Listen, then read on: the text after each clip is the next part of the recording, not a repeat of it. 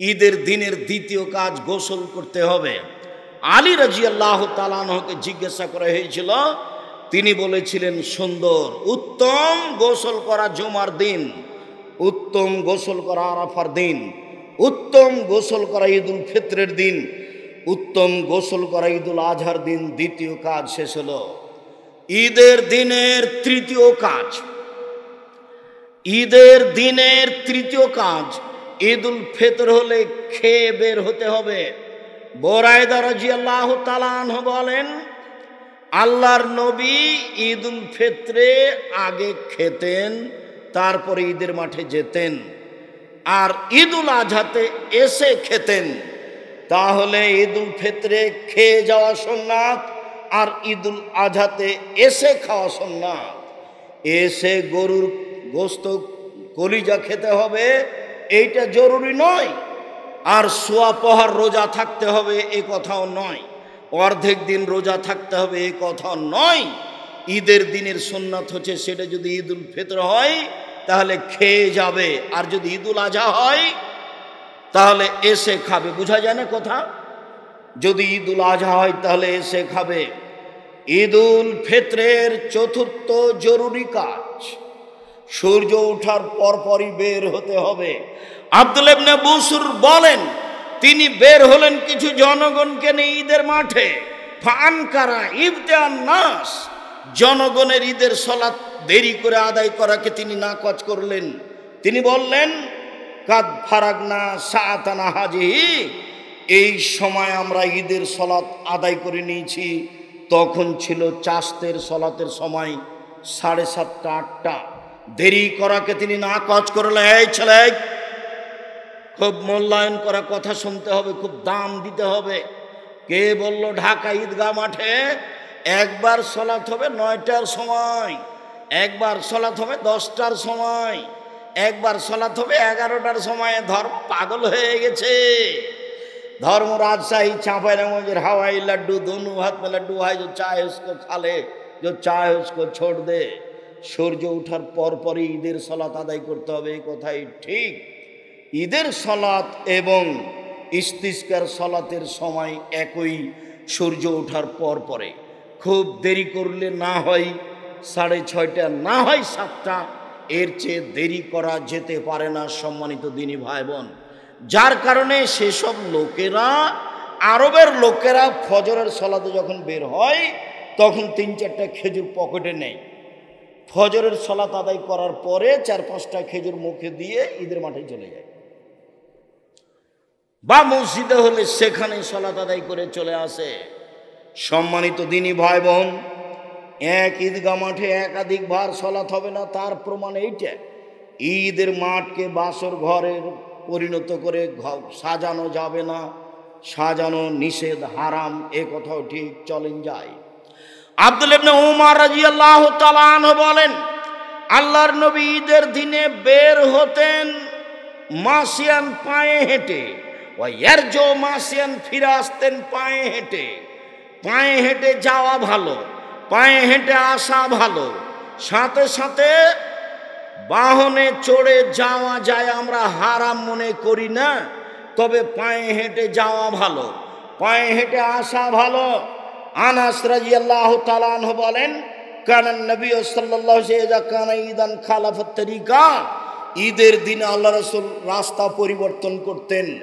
এক রাস্তায় আসতেন, এক রাস্তায় যেতেন, এটাও সুন্নাত। ঈদের দিনের ধারাবাহিক বাড়ি থেকে সুন্নাত চালু হচ্ছে। এক রাস্তা দিয়ে যাওয়া, আর এক রাস্তা দিয়ে আসা, পায়ে হেঁটে যাওয়া, পায়ে হেঁটে আসা। এরপরে বলা হচ্ছে তুহমাল আনাজাতু বাইনা ইয়াদাই নবী সাল্লাল্লাহু আলাইহি ওয়াসাল্লাম ফালাম্মা বালাগাল মুসাল্লা, রাসূলের সামনে দিয়ে একটা ওই সূত্রা, যেটা সালাত শুরু করলে তার আগে খাড়ো করা হয়, সূত্রা নিয়ে যাওয়া হতো। ফায়জা বালগাল মুসাল্লা, ঈদের মাঠে চলে গেলে ফা নসেবাত বাইনা ইয়াদাইহি, এই সূত্রাটা গেড়ে দেওয়া হতো। এইটাকে সামনে রেখে তিনি সালাত আদায় করতেন। ওয়াযালিকা ইসাল্লি ফাদান লাইসা ফি ইসান ইস্তাতারবিহি, এই জন্য যে ঈদের মাঠ ফাঁকা থাকতো, কোনো কিছু ঈদের মাঠে থাকতো না যেটা সামনে করে সালাত আদায় করা যাবে। শুনুন, ঈদের মাঠে মেহরাব তৈরি করা নাজায়েজ, ঈদের মাঠে মিম্বার তৈরি করা নাজায়েজ, ঈদের মাঠকে সাজানো হারাম, ঈদের মাঠকে বাসর ঘরে পরিণত করা হারাম, বাঁশ খাটা দিয়ে সাজানো জায়েজ নয়, একেবারেই ফাঁকা থাকবে। নিতান্তই দখলের উদ্দেশ্যে চতুর্দিক প্রাচীর দিয়ে ঘেরতে পারে দখল হিসাবে, এছাড়া প্রাচীর দেওয়াও ভালো নয়। আল্লাহর নবী মসজিদে নববীর উপর দিয়ে হেঁটে এসে তিনি মাঠে ঈদের সালাত আদায় করতেন। আপনারা খুব ভালোভাবে জানেন, মসজিদ নববীতে 2 রাকাত সালাত আদায় করলে অন্য মসজিদে 2 রাকাত সালাত আদায় করলে তার চেয়ে 1000 গুণ বেশি নেকি হবে। এরপরেও পৃথিবীর সবচেয়ে দামি মানুষ দামি মসজিদের উপরে পা দিয়ে পায়ে পাড়া দিয়ে হেঁটে চলে গেলেন ফাঁকা জায়গায়, তার মানে ঈদের সালাত ফাঁকা জায়গায় আদায় করতে হবে। এরপরে বাড়ি থেকে বের হওয়ার সময়তে তাকবীর শুরু করতে হবে। ইবনু শিহাব জোহরি বলেন, কানান নাস ইউকাব্বিরুনা ফিল ঈদে হিনামা ইউখরিজুনা মিন মানাজিলিহিম, জনগণ তাকবীর শুরু করত যখন বাড়ি থেকে বের হতো, তখন তবে ঈদুল ফিতরে বাড়ি থেকে বের হওয়ার সময় বলতো আল্লাহু আকবার, আল্লাহু আকবার, লা ইলাহা ইল্লাল্লাহ, আল্লাহু আকবার, আল্লাহু আকবার, ওয়ালিল্লাহিল হামদ, আল্লাহু আকবার কাবীরা, আলহামদুলিল্লাহ কাসীরা, সুবহানাল্লাহ বুকরাতাও ওয়া আসীলা। এই দোয়া আমি কোনোদিন প্রমাণ করতে পারিনি। অতএব এমনি আল্লাহু আকবার বলতে পারেন, সুবহানাল্লাহ বলতে পারেন, লা ইলাহা ইল্লাল্লাহ বলতে পারেন, আর এটাই খাস তাকবীর, আল্লাহু আকবার, আল্লাহু আকবার, লা ইলাহা ইল্লাল্লাহ, আল্লাহু আকবার, আল্লাহু আকবার, ওয়ালিল্লাহিল হামদ। ইমাম সাহেব যখন বের হবে তখন তাকবীর বন্ধ হয়ে যাবে, নিতান্তই সেই দিন বলতে পারেন। তবে ঈদুল ফিতর যদি হয়, আব্দুল্লাহ ইবনে উমর ও আবু হুরায়রা রাদিয়াল্লাহু তাআলা ইয়াখরুজুনা ইলা সুক, ঈদুল আজহাতে আব্দুল্লাহ ইবনে উমর এবং আবু হুরায়রা রাদিয়াল্লাহু তাআলা বাজারের দিকে বের হতেন আর তাকবীর পাঠ করতেন প্রথম জুলহিজ্জা থেকে নিয়ে 13 তারিখ পর্যন্ত। জুলহিজ্জা মাসে 1 থেকে নিয়ে 13 দিন পর্যন্ত একটানা তাকবীর চলবে। আল্লাহু আকবার, আল্লাহু আকবার, লা ইলাহা ইল্লাল্লাহ, আল্লাহু আকবার, আল্লাহু আকবার, ওয়ালিল্লাহিল হামদ। ওইদিকে পুরুষ নারী হজ করতে গেছে, ইহরাম বাঁধার পরে শুরু করেছে লাব্বাইক আল্লাহুম্মা লাব্বাইক, লাব্বাইক লা শারীকা লাক লাব্বাইক, ইন্নাল হামদা ওয়া নি'মাতা লাক ওয়াল মুলক লা শারীকা লাক। তোমার দরবারে উপস্থিত, আমি তোমার দরবারে উপস্থিত, প্রশংসা তোমার, অনুগ্রহ তোমার, রাজত্ব তোমার, প্রশংসা তোমার, অনুগ্রহ তোমার, রাজত্ব তোমার, কোনো শরীক নাই তোমার। এইভাবে একবারে যে যেমন পারে চিৎকার করে বলবে, তাকবীরও জোরে বলবে, আল্লাহু আকবার, আল্লাহু আকবার, লা ইলাহা ইল্লাল্লাহ, আল্লাহু আকবার, আল্লাহু আকবার, ওয়ালিল্লাহিল হামদ। পুরুষেরা ঈদের মাঠে যাবে, মহিলারাও যাবে। ভালো মহিলা তো যাবে, যার হায়েজ হয়েছে তাকে ঈদের মাঠে যেতে হবে, যেতেই হবে। উম্মু আতিয়া রাদিয়াল্লাহু তাআলা আনহা বলেন, উমিরনা নুখরিজাল হুইয়াদা জাওয়াতিল খুদুরে, আমাদের ঋতুবতীকে ঈদের মাঠে যেতে বলা হলো। আমাদের যারা যুবতী মেয়ে তাদেরকে ঈদের মাঠে যেতে বলা হলো ইয়াশহাদনা জামাতাল মুসলিমিন দাওয়াতাহুম, তারা গিয়ে মুসলমানদের সাথে তাকবীরে শরীক হবে। ঋতুবতী মহিলারা বলবে আল্লাহু আকবার, আল্লাহু আকবার, লা ইলাহা ইল্লাল্লাহ, আল্লাহু আকবার, আল্লাহু আকবার, ওয়ালিল্লাহিল হামদ। ঋতুবতী মহিলারাও ইহরাম বাঁধার পরে বলবে লাব্বাইক আল্লাহুম্মা লাব্বাইক, লাব্বাইক লা শারীকা লাক লাব্বাইক, ইন্নাল হামদা ওয়া নি'মাতা লাক ওয়াল মুলক লা শারীকা লাক। যাদের হায়েজ হয়েছে তারা এই তাকবীর পাঠ করবে, তবে কাবা ঘর তওয়াফ করবে না এবং সালাত আদায় করবে না। হাজিরা যা করছে তাই করবে। আল্লাহর নবী আয়েশাকে বললেন, তুমি কাঁদছো কেন? আয়েশা বললেন, আর আপনারা হজ উমরা করে যাবেন, আমার তো উমরা হলো না, আমি শুধু হজ নিয়ে যাব, এই জন্য আমি কাঁদছি, আমার ঋতু হয়েছে।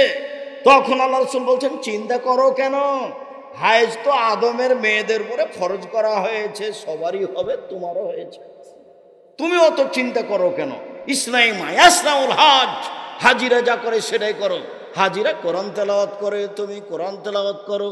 হাজিরা লাব্বাইক বলে, তুমি লাব্বাইক বলো। হাজিরা সুবহানাল্লাহ আলহামদুলিল্লাহ বলে, তোমরা সব কিছুই বলো। সালাত আদায় করো না, তওয়াফ করো না। এই বিবরণ পেশ করে, বুখারী মুসলিমের বিবরণ পেশ করে বলা হয়েছে ঋতুবতী মহিলারাও কোরআন মাজিদ ধরে পড়বে। এ কথাই ঠিক। শতদিনের তদন্তে এ কথাই আছে। ওরা সালাত আদায় করতে পাবে না, ওরা তওয়াফ করতে পাবে না। ঋতুবতী মহিলা ঈদের মাঠে যাবে, যেতেই হবে। যখন জোরালো আদেশ দেওয়া হলো, তখন একজন মহিলা বলল, এহদানা লাইসা লাহা জিলবাব, আমাদের কারো তো চাদর নাই, কেমনে যাবে? চাদর গায়ে দিয়ে যেতে হয়। উপস্থিত বৈঠকের মুসলিম বোন এমনি আছেন নাকি বসে, এই মেয়ে তোমার মাথায় কাপড় নাই কেন? শরম পাও না? তোমার বাপ নাই নাকি? তোমার লজ্জা হয় না কেন? তোমার শরম হয় না কেন? তোমার মা পাশে বসে আছে না? পাশে বসে আছে তোমার মা, তোমাকে দেখতে পায় না? তোমার মাথায় কাপড় নাই কেন? এই দেখো ঋতুবতী মহিলারাও যাবে মাথায় চাদর দিয়ে, গায়ে কাপড় দিয়ে। এ দেখো। তখন একজন মহিলা বলছে, চাদর নাই যে, চাদর নিয়ে যাবে। খালি মাথায় ল্যাংটা হয়ে হে করে চলে যাবে না, ঢং ঢং করে। এসেছে ওখানে এইভাবে। উপস্থিত বৈঠকের দিনই বোন, আপনি কি আপনার দেবরের সাথে এসেছেন? আপনি একটু শরম পান না? আব্দুর রাজ্জাক বিন ইউসুফ এসেছেন। মা হলে চারটে জিনিস লাগে। উপস্থিত বৈঠকের মুসলিম বোন শোনেন, যেটা আমি সব সময় বলছি, মা হলে চারটে জিনিস লাগে। এক, যেটা জাবের বললেন, জাবের বলছেন যে আমরা এখন মদিনায় ঢুকবো রাদিয়াল্লাহু তাআলা। আল্লাহ রাসূল বলছেন, থামো থামো থামো, আমরা এখানে রাতে থাকবো, সকালে যাব। তো জাবের রাদিয়াল্লাহু তাআলা বলছেন, আমি নতুন বিবাহ করেছি, আমাকে বাড়ি যেতে দেন। তো আল্লাহ রাসূল বলছেন, তুমি নতুন বিবাহ করেছো, কুমারী মেয়ে বিবাহ করেছো না তালাক প্রাপ্ত মেয়ে বিবাহ করেছো? তো জাবের বললেন, আমি তালাক প্রাপ্ত মেয়ে বিবাহ করেছি। তো আল্লাহ রাসূল বললেন, তুমি কুমারী মেয়ে কেন বিবাহ করলে না? তুমি তার সাথে খেলতো, তোমার সাথে খেলতো। তখন জাবের রাদিয়াল্লাহু তাআলা বলছেন, আল্লাহ রাসূল শোনেন, আমার একটা কথা শোনেন আল্লাহর নবী, আমার বাপ উহুদের যুদ্ধে শহীদ হয়েছেন 9 জন মেয়ে রেখে, আমার 9টা বোন আছে। আমি আমার বোনদের সমবয়সের মেয়েকে আক্রাহন উজাব্বেজা মিসলাহুন না, ওদের সমবয়সের মেয়েকে আমি বিবাহ করা পছন্দ করিনি 4টা কারণে। আল্লাহ নবী শোনেন, আমার আব্বা উহুদের যুদ্ধে শহীদ হয়েছেন 9 জন মেয়ে রেখে। আমার 9টা বোন আছে, আমার বোনদের সমবয়সের কম বয়সের মেয়েকে আমি বিবাহ করিনি 4টা কারণে। এক, লে তুয়াল্লে মাহুন্না, আমার বউ যেন আমার বোনদেরকে বিদ্যা শিখাতে পারে। প্রথম বিদ্যা মাকেই শিখাতে হবে। এই জন্য পুরুষের সাথে সাথে মহিলা শাখাও খুলতে হবে, এ কথাই ঠিক। জামিয়া সালাফিয়া ডাঙ্গিপাড়া পবা রাজশাহীর মহিলা শাখার জন্য আলহামদুলিল্লাহ তানোর গোদাগাড়ির লোক জমি দিয়েছে 60 বিঘা। 33 শতকের বিঘায় কতখানি দিয়েছে? 60 বিঘা। তারা 100 বিঘার প্রজেক্টের প্রস্তাব দিয়েছে যে আমরা 100 বিঘা জমি এখানে করে দেব। মহিলা বিশ্ববিদ্যালয়ে মহিলাদের শিখাতেই হবে। রূপগঞ্জ নারায়ণগঞ্জে মহিলাদের শাখায় জমির পরিমাণ হলো 22 বিঘা। কতখানি? 22 বিঘা। ওই প্রতিষ্ঠান 51 বিঘা জমির ওপরে।